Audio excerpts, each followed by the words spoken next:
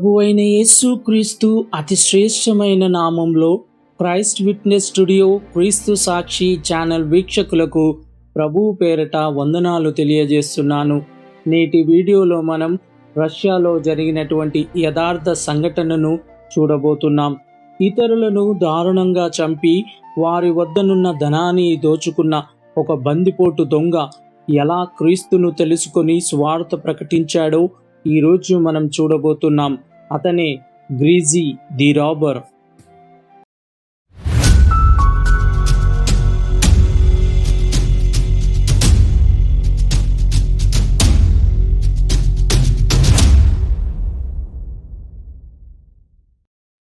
ఇది రష్యాలో జరిగిన యథార్థ సంఘటన.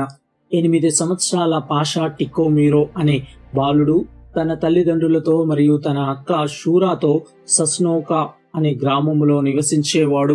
ఒకసారి సస్నోకాలో కరువు రావటం వలన అక్కడ ఉన్న రైతులందరూ సైబీరియాకు వలస వెళ్లిపోతున్నారు.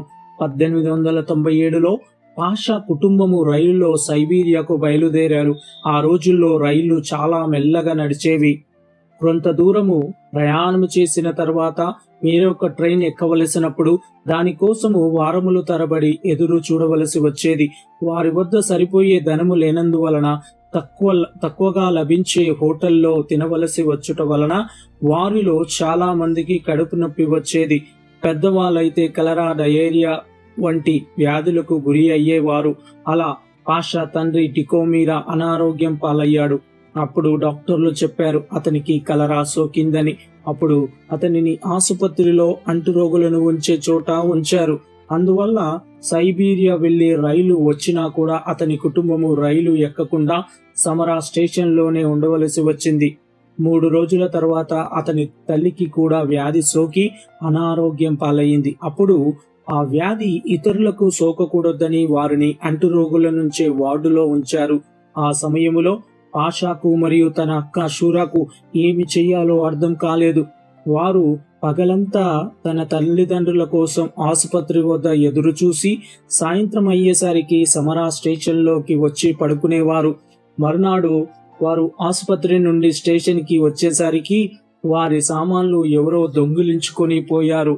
అప్పుడు వారికి కప్పుకోవడానికి దుప్పట్లు కూడా లేవు. చలి ఎక్కువ ఉండటం వలన చలిని తప్పించుకొనుటకు ఒకరినొకరు కౌగులించుకొని పడుకునేవారు.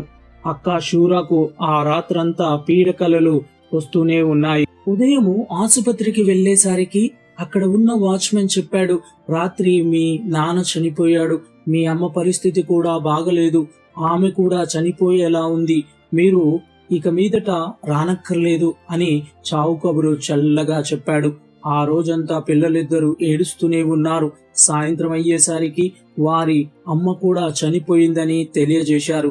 ఆ రాత్రి వారిద్దరూ వెక్కి వెక్కి ఏడుస్తూనే ఉన్నారు. దూరంగా రైలు వస్తున్న శబ్దం వినబడింది. అప్పుడు పాషా, అక్క, అమ్మ నాన్న లేకుండా నేను బ్రతకలేను, నేను వెళ్ళి పట్టాలపై పడుకుంటాను, బ్రతికి ఏమి ప్రయోజనం అని అన్నాడు. అప్పుడు అక్క షూరా తమ్ముడిని కౌగిలించుకొని, మనం చావొద్దు, ఎలాగైనా బ్రతకాలి, నీవు చనిపోతే నాకెవ్వరు తోడుంటారు అని షూరా ఏడ్చింది. ఈలోగా రైలు వెళ్ళిపోయింది. వారిద్దరికి బాగా ఆకలిగా ఉంది, కానీ తినుటకు ఏమీ లేనందువలన అలా ఏడుస్తూనే నిద్రలోనికి జారుకున్నారు. ఉదయం లేచి కనీసము తల్లిదండ్రులను సమాధి చేసిన చోటునైనా చూడాలని శ్మశానమునకు వెళ్లారు. అక్కడ ఉన్న వాచ్మెన్ ను, మా అమ్మ నాన్నని ఎక్కడ పాతి పెట్టారో చెప్తారా అని అడిగారు. అప్పుడు వాచ్మెన్, నాకేం తెలియదు, నిన్న చాలా మంది చనిపోయారు, ఎవరిని ఎక్కడ పాతామో తెలియదు, ఒకే గొయ్యిలో 10 మందిని ఒకేసారి పాతేశాము అన్నాడు. పిల్లలిద్దరూ మరలా కొద్దిసేపు గట్టిగా ఏడ్చి అక్కడి నుండి వెళ్లిపోయారు. అప్పుడు పిల్లలిద్దరికీ ఏమి చెయ్యాలో అర్థం కాలేదు. అప్పుడు షూరా, తమ్ముడు భయపడకు, దేవుడు మనలను విడవడు అని ధైర్యం చెప్పింది. ప్రస్తుతము ఆకలి తీరాలంటే మనము దగ్గరలో ఉన్న ఊరికి వెళ్లి అడుక్కొని తిందాం అని బయలుదేరారు. వారు కొద్ది దూరం వెళ్ళాక వారికి ఒక పోలీస్ ఎదురయ్యాడు. ఎవరు మీరు, ఎక్కడికి వెళ్తున్నారు అని అడిగాడు.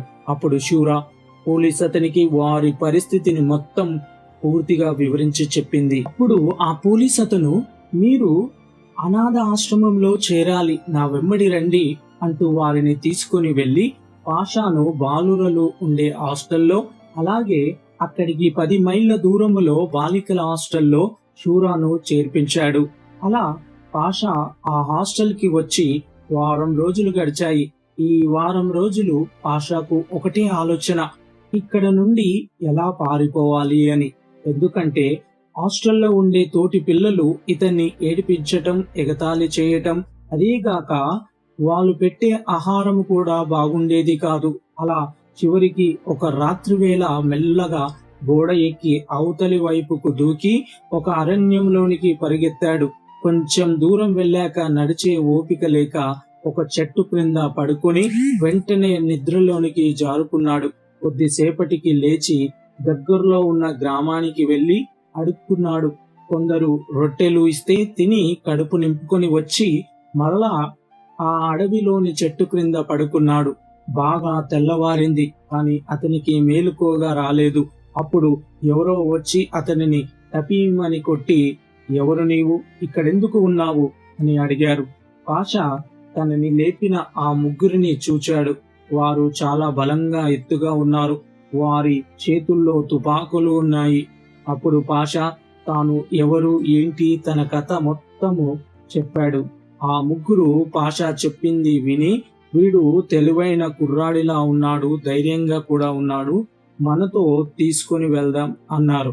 అప్పుడు వారు పాషాతో, మాతో వస్తావా, నీకు అన్ని ఇస్తాము అన్నారు. పాషా ఒక్క క్షణం ఆలోచించాడు.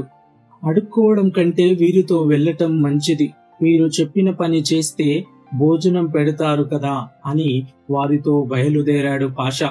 వారు నలుగురు అడవి బయటికి వచ్చేసరికి అక్కడ ఒక యువకుడు 4 గుర్రాలతో వీరి కోసం వేచి ఉన్నాడు. వారిలో ఒకడు పాషాను లేపి తనతో గుర్రం పైన కూర్చుండబెట్టుకున్నాడు. అప్పుడు గుర్రముపై ప్రయాణం చేయటం పాషాకు ఎంతో సరదాగా అనిపించింది. అలా వారు చాలాసేపు ప్రయాణం చేసి కొన్ని చెట్ల క్రిందుగా దూరుచు చివరికి ఒక గుహ వద్దకు వచ్చారు. అక్కడ 20 మంది వ్యక్తులు ఉన్నారు. అలాగే కొందరు స్త్రీలు కూడా ఉన్నారు. వారి నాయకుడు పాషాను చూచి, నీ పేరు ఏంటి అని అడిగాడు. నా పేరు పాషా టికోమీరో అన్నాడు. నీ పేరు చాలా బాగుంది, కానీ మేము నిన్ను గ్రీజీ అని పిలుస్తాము అన్నాడు. మురికిగా ఉండే వారిని గ్రీజీ అని పిలుస్తారు. అప్పుడు పాషా మురికిగా ఉండటం వలన వారు ఆ పేరు పెట్టారు. పాషాకు అప్పుడు అర్థమైంది, తాను దొంగల ముఠా వారికి చిక్కినట్లు. కొద్ది రోజులు గడిచేసరికి ఆ జీవితం అతనికి బాగా నచ్చింది. పాషాకు ఇక్కడ మంచి ఆహారము దొరుకుతుంది. తన ఊరు సస్నోకా వెళ్ళాలనే కోరిక చనిపోయింది. కానీ అప్పుడప్పుడు అక్క షూర గుర్తుకు వచ్చి ఏడ్చేవాడు. అలా 8 సంవత్సరాలు గడిచాయి.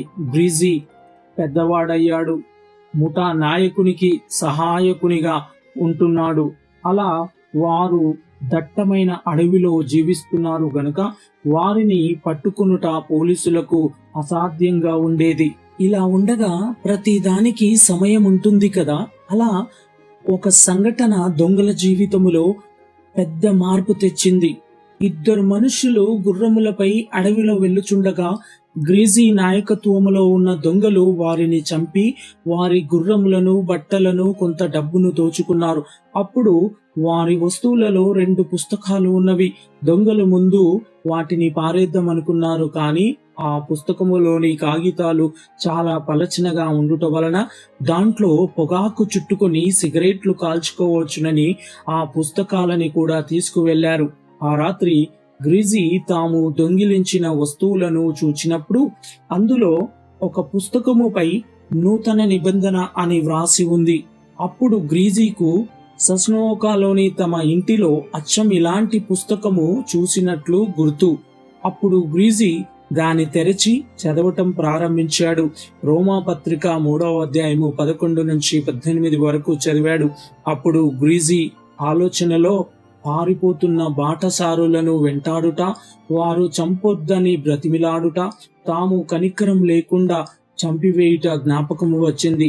ఈ పుస్తకము మొదటి పేజీలో 1898 మే 15వ తేదీన నా పాపములన్నిటినీ క్షమించి నన్ను ఆయన రక్తముతో కడిగిన్నాడు అని వ్రాసి ఉంది. ఈ మాటలు గ్రేజీకి ఏమి అర్థం కాలేదు. మరలా ఆ పుస్తకాన్ని తిరిగేశాడు. అక్కడక్కడ ఎర్రని ఇంకుతో కొన్ని మాటలు అండర్లైన్ చేసి ఉన్నవి. మొదటి కొరింథీయుల పత్రిక 9వ అధ్యాయము 6వ వచనము మరియు మొదటి కొరింథీయుల పత్రిక 6వ అధ్యాయము 11వ వచనము అవి చదివాడు. గ్రేజీకి చాలా ఆందోళనగా ఉన్నది, కలవరంగా ఉన్నది. కాసేపు పుస్తకము మూసి అటు ఇటు తిరిగాడు. మరలా అండర్లైన్ చేసిన భాగములను లూకా సువార్త 19:8వ వచనం చదివాడు. అతడు మరలా 4 పేజీలు తిప్పాడు. అక్కడ యేసు ప్రభువును సిలువ వేయబడిన విషయము వ్రాయబడి ఉన్నది. అప్పుడు గ్రీజీ పుస్తకం మడిచి తల క్రింద పెట్టుకున్నాడు. నిద్రపోవుట ప్రయత్నించాడు, కానీ నిద్ర రావడం లేదు. వారు చంపిన 2 వ్యక్తులు పదే పదే గుర్తుకు వచ్చారు. అలా ఆ రాత్రంతా అతడు నిద్రపోలేదు. ఉదయమున ఇతర దొంగలు అతని ముఖములో మార్పును గమనించి అప్పుడు వారు ఏమి జరిగిందో గుచ్చి అడిగారు. అప్పుడు గ్రీజీ పుస్తకము చదివిన తర్వాత తన హృదయములో జరుగుతున్న సంఘర్షణ గురించి తనకెంతో అశాంతిగా ఉందని చెప్పాడు. ఎంతో ఉత్సాహంగా ఉండే తమ స్నేహితుడు ఒక పుస్తకము చదివినంత మాత్రాన ఇలా మారిపోవటం ఆశ్చర్యంగా ఉంది అనుకున్నారు. గ్రీజీ ఆ పుస్తకము చదివి అందరికీ వినిపించాలని అనుకున్నాడు. ఒకరోజు రాత్రివేళ మధ్యలో మంట వేసి చుట్టూ దొంగలందరూ కూర్చున్నారు. అప్పుడు గ్రీజీ తనను కదిలించిన భాగాలను చదివి వినిపించాడు. అందరూ శ్రద్ధగా విన్నారు. వారిలో నికోలై అనే వ్యక్తి లేచి, ఇది బైబిల్ గ్రంథము. మా అమ్మ క్రైస్తవురాలు. నన్ను అప్పుడప్పుడు చర్చికి తీసుకుని వెళ్ళేది. అప్పుడు మేము ఈ పుస్తకము చదివి ప్రార్థన చేసుకునేవారం అని అన్నాడు. అలా వారు అప్పుడప్పుడు సమావేశమై గ్రీజీని ఆ పుస్తకములోని విషయాలను వినిపించమని కోరేవారు. అలా 1 నెల రోజులు గడిచాయి. ఒకరోజు నికోలై, నేను ఈ హత్యలు దొంగతనాలు ఇక చేయలేను అన్నాడు. గ్రీజీ కూడా, నేను కూడా చేయలేను అన్నాడు. వారి నాయకుడు కూడా చెప్పాడు, నేను కూడా చేయలేను అన్నాడు. అంటే ఇప్పుడేం చేద్దాం? కొత్త జీవితాన్ని ఎలా ప్రారంభిద్దాం? ఈ విషయాన్ని ఆలోచించే ముందు తాము పోలీసులకు లొంగిపోవాలని నిర్ణయించుకున్నారు. అప్పుడు వారు, మనం చాలా కాలంగా దొంగతనాలు దోపిడీలు చేస్తున్నాము. ఎవరి దగ్గర దోచుకున్నామో మనకు తెలియదు. అందుచేత దోచుకున్న వాటిని తిరిగి ఇవ్వలేము. కాబట్టి ముందు పోలీసులకు లొంగిపోవాలి అన్నాడు వారి నాయకుడు. కానీ ఈ ప్రతిపాదన అందరూ అంగీకరించలేదు. కేవలం గ్రీజీతో పాటు 5 లొంగిపోవుటకు అంగీకరించారు. అలా ఆ 5 దొంగలు సమీప గ్రామములో ఉన్న పోలీస్ స్టేషన్ వైపు నడక సాగించారు. ఆయుధాలతో ఊరిలోనికి ప్రవేశించిన ఈ దొంగల ముఠాను చూసి జనమంతా ఆశ్చర్యపోయారు. అలా వారు జిల్లా కోర్టు జడ్జి గారు ఎక్కడ ఉంటారో తెలుసుకొని తిన్నగా జడ్జి ఇంటికి వెళ్లారు. దొంగలంతా జడ్జి గారి ముందు నిలబడ్డారు. అయ్యా, మేము దొంగలము. మేము మా నేరములను అంగీకరించడానికి వచ్చాము. దానికి మీరు ఏ శిక్ష విధించినను భరిస్తాము అని అంటూ తమ ఆయుధాలను జడ్జి గారి ముందు పెట్టారు. 1 నిమిషము పాటు జడ్జి గారు బైబుల్ చదవటం ద్వారా 5 దొంగలు మారిపోయారంటే నమ్మలేకపోయాడు. ఆయన జీవితంలో దొంగలు వచ్చి స్వచ్ఛందంగా లొంగిపోవుట ఇదే మొదటిసారి. అప్పుడు గ్రీజీ, ఇక నుంచి నా పేరు గ్రీజీ కాదు, పాషా టికోమీరా. నేను నా శిక్ష పూర్తయిన తర్వాత దేవుడు నా ఎడల చేసిన ఆశ్చర్య కార్యములను ప్రజలకు తెలియజేస్తాను అన్నాడు. ప్రియమైన వీక్షకులకు తెలియజేస్తున్నది ఏమనగా, ఈ వీడియో లెంత్ ఎక్కువ అవ్వడం వల్ల ఈ వీడియోని 2 పార్ట్స్గా రిలీజ్ చేస్తున్నాము. దయచేసి పార్ట్ 2 కూడా చూసి గ్రీజీ ది రాబర్ గారి పూర్తి జీవిత చరిత్రను తెలుసుకోవాలని మనవి. ఆమేన్. మేము మన ఛానల్లో అందించిన ఇతర వీడియోలను కూడా తప్పకుండా చూసి మీ మిత్రులకు శ్రేయోభిలాషులకు షేర్ చేయండి. ఈ వీడియో మీకు నచ్చితే లైక్ చేసి ఈ వీడియోపై మీ కామెంట్ను పోస్ట్ చేయండి. ఇప్పటి వరకు మన ఛానల్ని సబ్స్క్రైబ్ చేయకుంటే వెంటనే సబ్స్క్రైబ్ చేసి క్రొత్త వీడియోల నోటిఫికేషన్స్ కోసం సబ్స్క్రైబ్ బటన్ ప్రక్కన ఉన్న బెల్ ఐకాన్ని క్లిక్ చేయండి. అందరికీ వందనాలు. Thank you. Praise the lord. Amen.